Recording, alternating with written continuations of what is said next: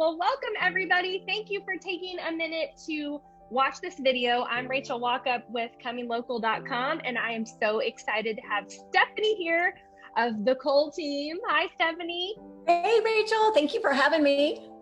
Yeah, I'm so glad you're here. We are thrilled because today we are going to be talking a little bit about where we are right now in the market. If you guys don't know, Stephanie works with, or runs, I guess, Cole Team Real Estate, and she is a fabulous real estate agent and just a wealth of information. So I'm super glad that we're going to be even discussing this. But the first thing we're really going to talk about is I would love for you, Stephanie, to just give an overview of really where we are right now in terms of real estate in our county.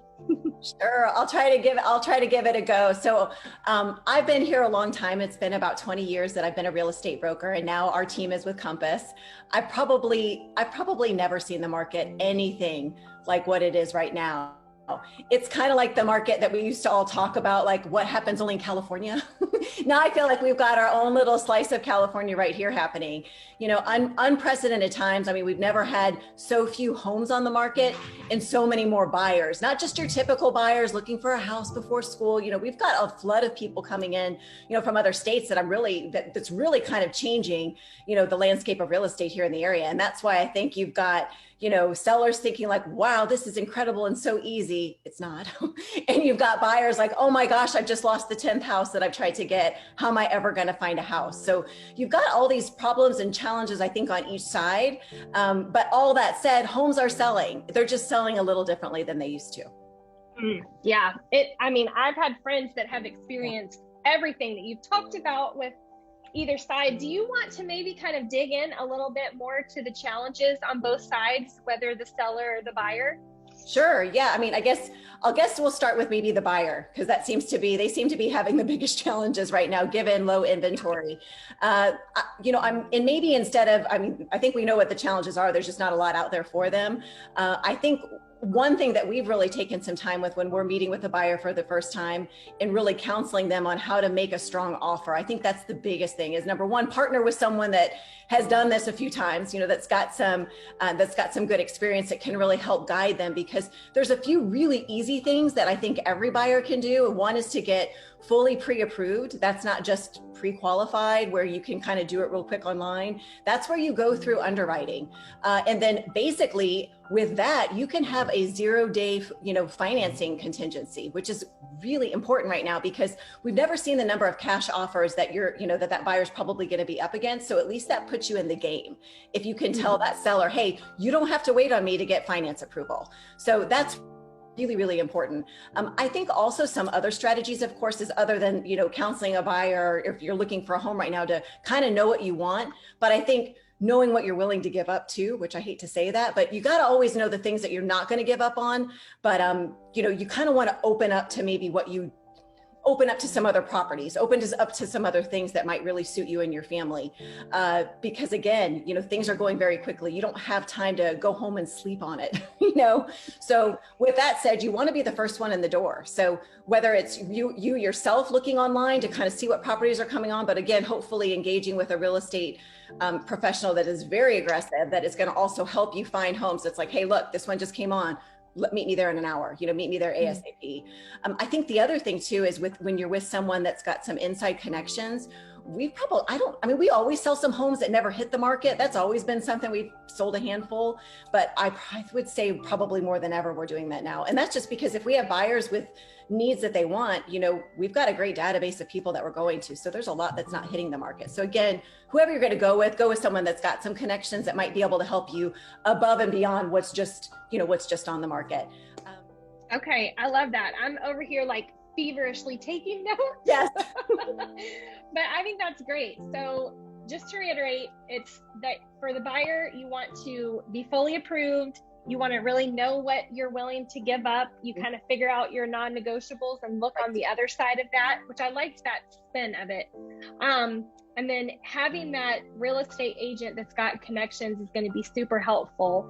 And I think onto your next part, almost having that, whoever your expert you're going to use, they will be able to really simplify what your what did you call contingencies? Is that what you said? Like your contingencies, really, you just want to be so flexible. It's completely shifted since a year ago where it was more of a buyer's market. Now it's a seller's market. So you want to put together something that seller would really like. So we're seeing a lot of things where, the love letters, if you will, that the buyers are writing to the seller. There's a lot of extra little things. Now you have to be really careful with those because, there's fair housing laws and things like that. So you want to make sure it's more about the house than the people, right?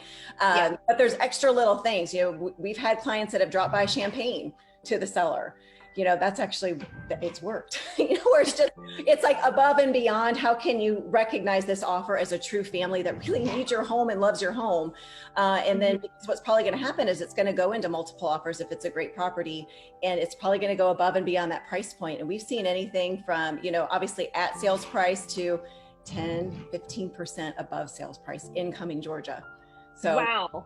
One we wrote the other day, not to scare anyone, but you're talking well over $100,000 over list price, depending on the price point. It's wow. nuts. So you got to kind of get in the right mindset of, how long am I going to be there? If you're going to be there a few years, it's probably not worth it to go very far over. But if this is your long-term plan and you've got a great rate and you just need to kind of balance those pros and cons on each house. One other thing, because I'm all out of order here. You know how my brain is. Another thing I was just thinking of that really kind of has helped our buyers be able to kind of go against some of those cash offers or some of the other ones. If you have at your disposal a little bit extra of earnest money, it's money that's going to go towards the purchase of your house anyway. But if you've got the ability to put that money down as earnest money, more than just your standard 1%, that's another way to really kind of help your offer stand out. Okay. Something I love you're that. going to do anyway. So okay. I like that we just spun this around.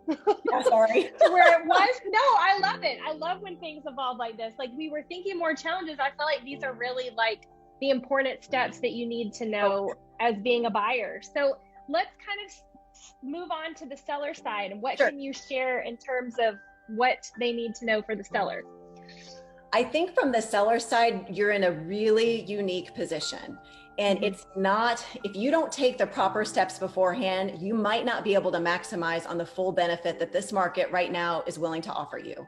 So as much as I tell people it's speed to market, because it is right now, there's such limited inventory. There's some neighborhoods that have always been popular and have like 0 homes on the market. So when one comes in, there's a flood of people. Like this last weekend, similar situation, 15 offers, and it's crazy. So, but what that seller did, and what I would counsel any seller to do, is take a step back, still do your own due diligence, still make sure like is my house showing as good as it can? Staging still does play a role. I know some people think like, oh, why would I waste the money right now? It's like, well, because you want to appeal still to the masses. You still want to make sure people are willing to kind of pay top dollar or above right now. So some of those steps, if you miss them, you might just be missing some extra dollars at the end of the day. So I think the preparation is really key. Again, working with a team or an agent that really kind of knows the market and knows how to set pricing, because it's different than it was 60 days ago, Rachel. Like, the market keeps resetting and appraisals can't catch up. So you need to work with someone that's going to be able to help fight an appraisal that doesn't come in, because they're not coming in, you can imagine why not, right? Yeah. So you've got to be able to be with someone that can say, okay, well, let's maybe the strategy is you set pricing at where it's going to appraise, but that's probably going to draw a lot of people in, right? Because of where the market is right now. And you might be the only one on the market too. So that might create a flood above, but then you can put that on the buyer to say, look, you offered X amount above our price, you take on that responsibility. So there's some things you just got to kind of look at strategically when you're getting ready to sell your house. But first and foremost, it's not like it's not still important to have your house looking good. You still want it to look great. The other thing I would say is plan a trip. I know this sounds crazy, but like you're probably going to be really busy, especially if you have, if you allow your agent to do all the coming soon marketing and the upfront. A lot of times what we're doing is we're listing a house on, say, we're doing all of our coming soon several weeks before. We list it on a Wednesday, but we aren't having showings until Friday, Saturday, Sunday. So almost better to take yourself, your kids, your pets, whatever you got, take all your crazy and go to a hotel for a while, or mom and dad's house, to just kind of leave your house at the will of, all the buyers that are going to want to come through, because it's going to be hard to be in and out. Oh, that is so good. That is so helpful, because anybody who has sold a house or had their house on the market knows how crazy it is to have people, randomly coming in. But that's not how it's like now. Now it's like they're coming in every hour of the day, Yeah. So I think that's great. Well, was there anything else on the seller side? Do you want me to recap what we have so far? I think the only thing on the seller side I probably would add is, when you do get in offers, if you're lucky enough to be in a position to have multiple offers, it's just trying to kind of make sure you got someone to help you think through those, because it's more than just who's offering the most money. Yes. What you really want to be smart about is that you're picking the person that is going to close. So Yes. you got to kind of understand the full story. You also want to understand, did these people see my house in person, and do they have offers on other homes? That's something I'm seeing more and more of our whole team is. So you've got, again, if you think about it, somebody, well, I'll use California because we talked about them earlier. Someone from California, they can't fly in every time a new house comes on the market. So you've got a lot of agents doing virtual showings. And even though teams like ours do a lot of video, they're still that's not enough. It's good for them to come through. So, if you had 5 people make an offer on your house and one was virtual, and they had all this due diligence, they probably are doing that so they can fly in and see it. So why wouldn't you look at, these might be a little stronger? So you just got to kind of weigh that. And then another thing is people just putting offers on lots of houses. So there could be an inflation of some things happening that we really won't know. But we ask every person that puts an offer on any of our properties, did you see it in person? And Okay, that out there, because we want to know how serious they are. yeah, man, that's crazy. I can't imagine putting offers on multiple houses. Like, what if they all come through and then you have to decide which one? That's crazy. Well, that's where due diligence becomes really important when you're looking at a contract as a seller, because in due diligence, you could get out for any reason. So they could be like, oh, I like Rachel's house best, so I'm going to just terminate all of these, even though I'm chosen, I'm just going for yours. So how do you know you're Rachel? Yeah, man. I know. That is insane. So, okay. So for the seller, your biggest thing is that you want to be able to maximize your benefit. And so you do that by really taking a step back and reviewing, thinking about staging the house, making sure your house is looking good. If it needs to get painted, get it painted.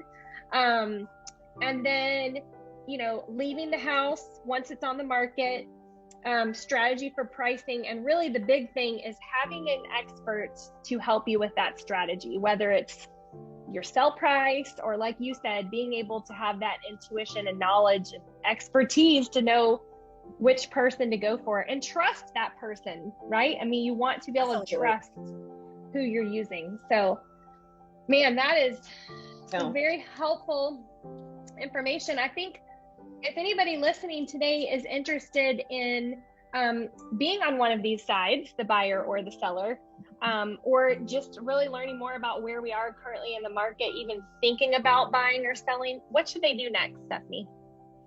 They should call the Cole team. No, we would love to help them. We would love to talk to anybody that's kind of on the edge of, you're on the fence of what they should kind of do next. And, should they take the jump into the market right now? We've also got a lot of great education that our team has put together on YouTube, which maybe we can, send you a link to it, but lots of good things as far as, everything from how do I craft the best offer, or on the seller side, what questions do I ask of an agent I might be considering working with? Yeah, that'd be great. If we can, we'll link that on with this video, and then you guys can jump over to the YouTube page and learn more. And we'll also have some contact information on there for you. So